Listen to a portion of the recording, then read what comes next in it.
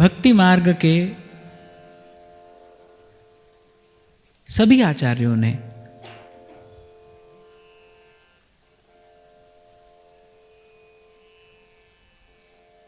जब इस मार्ग का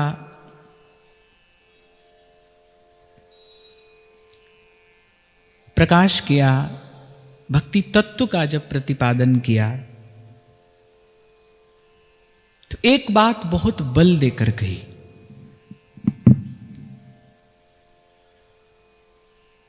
श्री चैतन्य महाप्रभु कहते हैं, जिसके पास विद्या है, विद्या अर्थात अनेक अनेक प्रकार की विद्याएं हैं,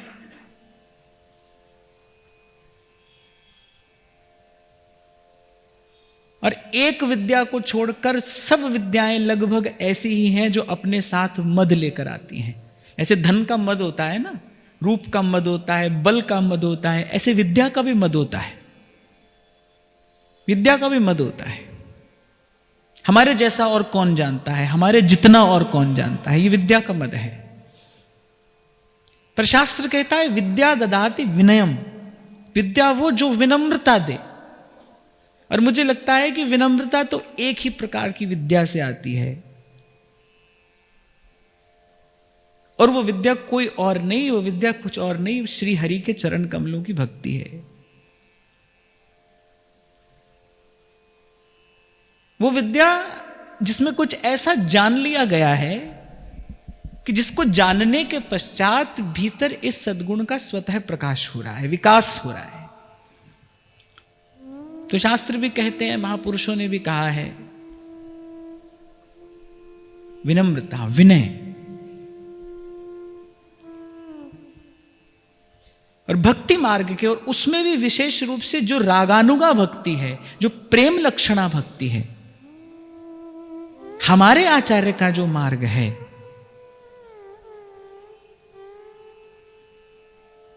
उस पर चलने वाले के लिए तो ये परमावश्यक है। उसके हृदय में इस भाव का प्रकाश होना अत्यंत आवश्यक है। तृणादपि सुनीचेन, भाई हम सबसे छोटे हैं, सबसे छोटे।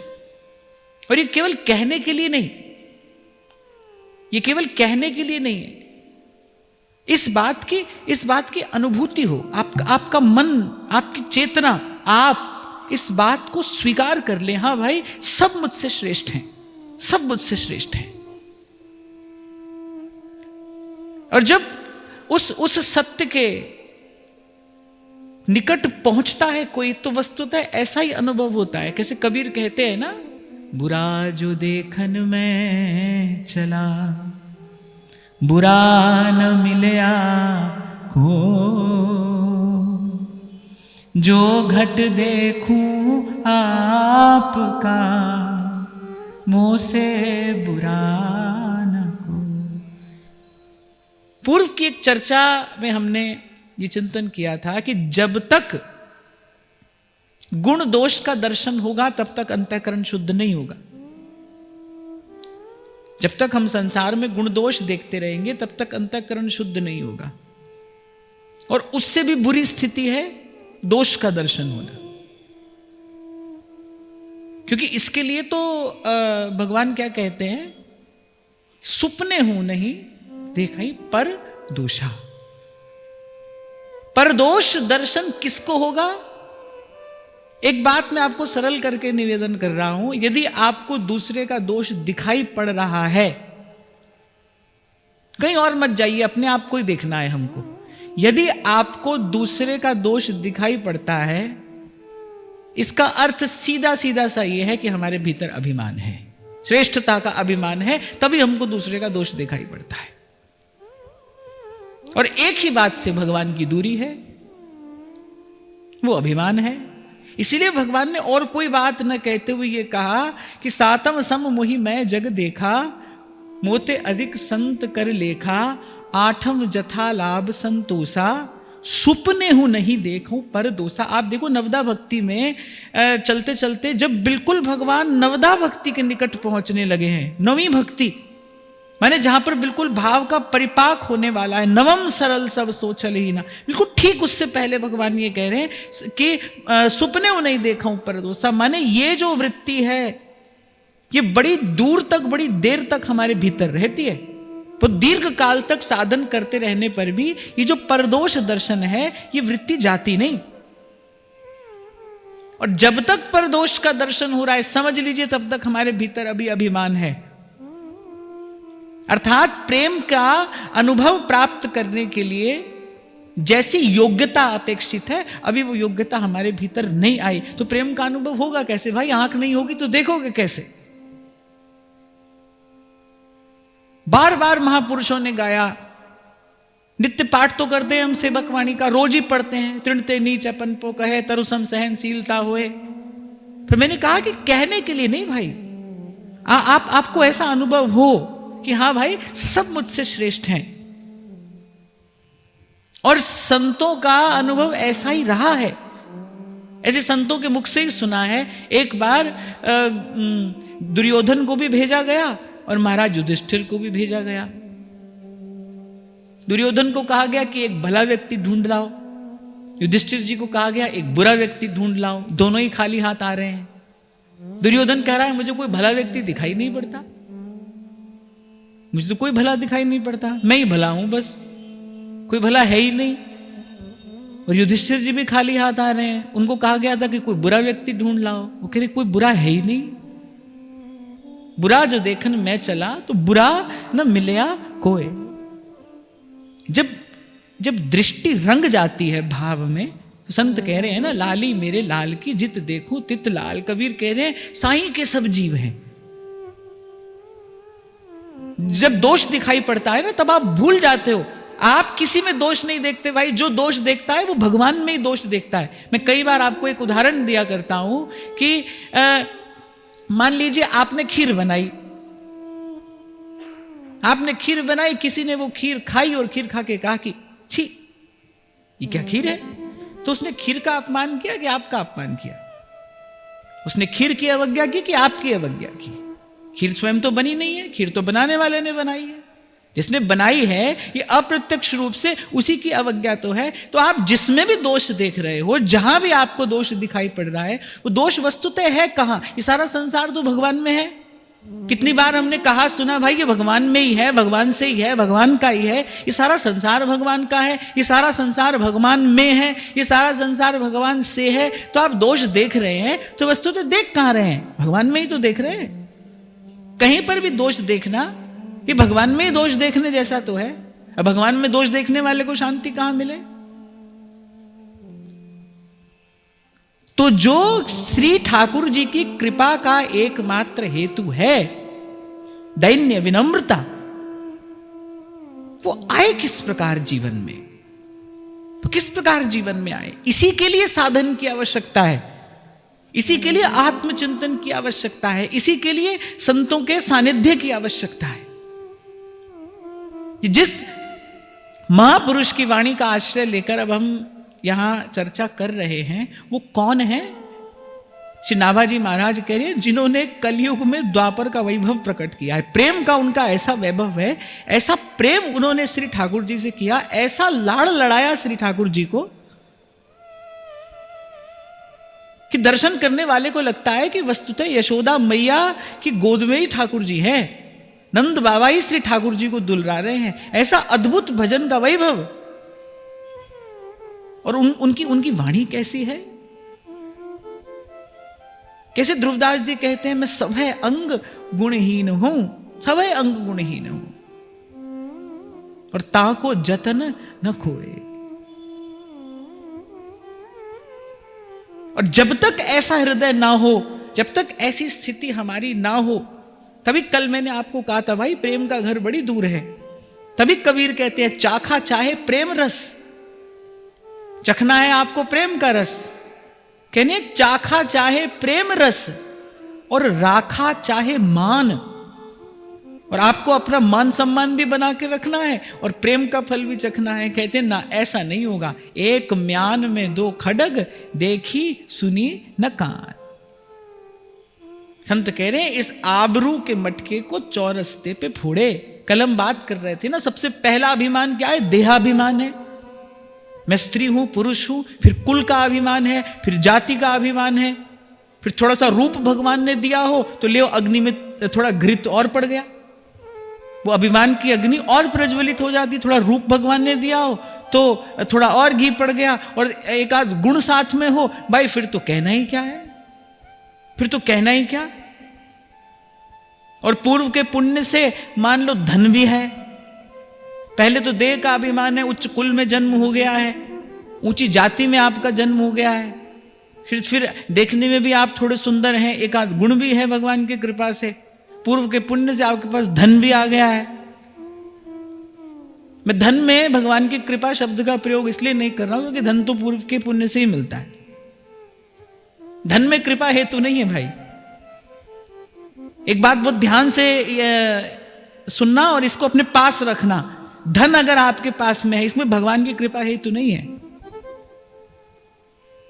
ये तो पूर्व के पुण्य से है। मीरा जी कह रही अरे मूर्ख को तुम राज दिए हो, पंडित फिरे भिखारी, उज्जवल वर्ण दीनी बगुलन को कोयल कर दी कारी, कर्म की गति न्यारी संतों कर्म की गति न्यारी। और भाई आज तो जहां देखो वहां ये दर्शन हो ही रहा है, संतों ने जो कहा, सैकड़ों हजारों साल पहले संतों ने जो कहा उसका दर्शन हो रहा है। मूर्ख को तुम राज दिए हो और पंडित फिरे भिखारी। तो धन में पूर्व का पुण्य है, क्योंकि ठाकुर जी की कृपा का दर्शन तो जब होता है तो ठाकुर जी कह रहे भाई हम तो जो तुम्हारे पास है वो भी ले लेते हैं। एक नहीं अनेक स्थानों पर भगवान ने ऐसा कहा है, संकेत भी किया है, और कहीं कहीं पर तो बिल्कुल प्रत्यक्ष कहा है। हमारे श्री महाप्रभु जी ने नाहरमल जी को यही कहा था कि नाहरमल श्याम सुंदर अपनी आराधना करने वालों को कोटि कोटि वरदान देकर अपना पीछा छुड़ा लेते हैं, पर अपनी निष्किंचना भक्ति वो सहज नहीं प्रदान करते। निष्किंचना भक्ति अर्थात वो भक्ति जो वस्तुतः दैन्य से विभूषित है, वो विद्या जो वस्तुतः विनय से अलंकृत है, वो जो दीन है ना, उसका दर्शन ही कुछ और होता है भाई। उसका दर्शन करके ही कुछ उमड़ पड़ता है, पाषाण हृदय भी द्रवीभूत हो जाता है, जो वस्तुतः दीन है उसका दर्शन करके। और एह गुण साधनते नहीं होई संत विशुद्ध मिलहि परिते। जब कोई विशुद्ध संत मिलता है, और विशुद्ध संत मिलने के मूल में क्या है, चित्तवत राम कृपा करी जही। जब भगवान कृपा करके जीव को देखते हैं तो विशुद्ध संत मिलता है, उसके संग से ये दैन्य अंकुरित होता है, फिर उसके सत्संग से ही ये दैन्य विकसित होता है। निष्किंचना भक्ति। तो हम बात कर रहे थे कौन कौन सा अभिमान है, दैन्य को प्राप्त करने में बाधक क्या है, अभिमान बाधक है। और अभिमान क्या है, पहले देह का अभिमान है, इसी से कितने अभिमान जुड़े हैं, रूप का, गुण का, बल का। रवि मैं आपको कह रहा था विद्या का भी अभिमान है, विद्या भी मद होता है, रूप का भी मद होता है, गुण का भी मद होता है, धन का भी मद होता है। कितने प्रकार के मद हैं। इसीलिए भक्ति के देश में तो सांसारिक वस्तु के अभाव को अभाव माना ही नहीं गया है। भक्ति के देश में तो संसार की वस्तु का जितना अभाव है ना, भक्त उतना सुखी है, भक्त उतना सुखी है। और उधर गोस्वामी जी कहते प्रभुता पाए काय मद नाही। ऐसा भी कोई नहीं जिसके पास प्रभुता भी हो और उसको अभिमान भी ना हो, क्योंकि ये सब जो है ना, ये अपने साथ कुछ अवांछित लेकर ही आता है। धन आएगा तो भाई वो कुछ अपने साथ लेकर आएगा ही आएगा। वो थोड़ी सी ऐंठ तो होती है धनी व्यक्ति में, वो कितना भी हाथ जोड़ता रहे हैं सब आपका है, हम तो दास हैं, ऐसे कितना भी कहता रहे वो, पर प्रभुता पाए काय मद नहीं। और जैसा अभी मैंने आपको कहा, थोड़ा सा रूप भी हो, एक आध गुण भी हो साथ में, फिर तो कहना ही क्या। फिर तो भगवान और दूर हैं, और दूर हैं, और दूर हैं। किसको प्राप्त है, जो निष्किंचन है। हे दरबार दीन को आदर, रीति सदा चलिया। रामचरितमानस जैसा ग्रंथ लिखने के बाद, ऐसे ग्रंथ की रचना करने के बाद अंत में गोस्वामी जी क्या कहते हैं, नेत्रों में जल भरकर कांपते हुए हाथ हैं, मौसम दीन न दीन हित तुम समान रघुबीर, अस विचारी रघुवंश मणि हरहु विषम भव भी। संतों के शब्द केवल शब्द नहीं है, संतों के शब्द पुष्प के जैसे हैं, उसमें भाव की एक एक खुशबू भी है, उनके शब्दों में एक खुशबू है कि कैसी अद्भुत सुवास है गोस्वामी जी के इन शब्दों में। और अब अपनी ओर देखो, अब आत्मचिंतन करो कि देखो भाई इनमें से कौन कौन सा अभिमान हमारे साथ लगा है, और जो मैंने कहा है वो सब लगे, सब कहीं ना कहीं भीतर, बहुत भीतर, बहुत भीतर कहीं ना कहीं ये सब है। कहां से प्रेम की अनुभूति हो। और जितना अभिमान होगा उतना हृदय पाषाण होता चला जाएगा। अभिमानी व्यक्ति को किसी का दुख नहीं लगता, उसको तो केवल अपने अहम का पोषण करना है, उसका वो झूठा अहम पुष्ट रहना चाहिए, उसकी रक्षा होनी चाहिए, उसके लिए किसी का दुख नहीं है। तभी तो संत कहते हैं दीन संपत्ति क्या है, पाना क्या है, धन किसे कहते हैं। धन तो यही है भाई, संतोष धन है, ये दैन्य धन है, ये मिले तो समझो कुछ मिला। इसमें से कोई ऐसी दैवी संपत्ति हमें मिले तो समझो कुछ मिला, नहीं तो धन दारा सुत लक्ष्मी पापी के भी हुए। जिस बात का आप और मैं मान करते हैं, अभिमान करते हैं, जिस बात के लिए आप और मैं अपना सम्मान चाहते हैं, कह रहे वो तो पापी के भी हुए। पापी के पास धन की कमी है। कलयुग है, समय की व्यवस्था भी ऐसी है, पाप के मार्ग पर चलो, देखो धन बरसना शुरू हो जाएगा। जितना पाखंड अधिक होगा उतनी पूजा अधिक होगी, उतनी प्रतिष्ठा अधिक होगी। तो कलयुग का नियम धर्म है भाई। जितना पाखंड अधिक होगा उतनी पूजा अधिक होगी, उतनी आपकी प्रतिष्ठा होगी, शीघ्रता से बड़ी तेजी से होती चली जाएगी। यही तो युग का धर्म है, कलयुग का धर्म यही है।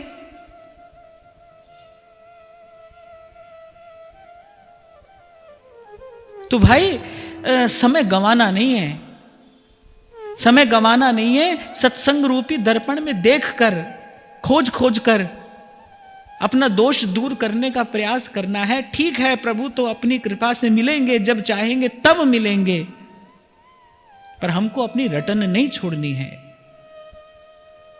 हमको प्रभु की ओर देखकर प्रभु को पुकारना है और पुकारते ही रहना है। तो जहां से हमने आरंभ किया कि भक्ति मार्ग के सब आचार्य कहते हैं भाई यहीं से आरंभ होगा।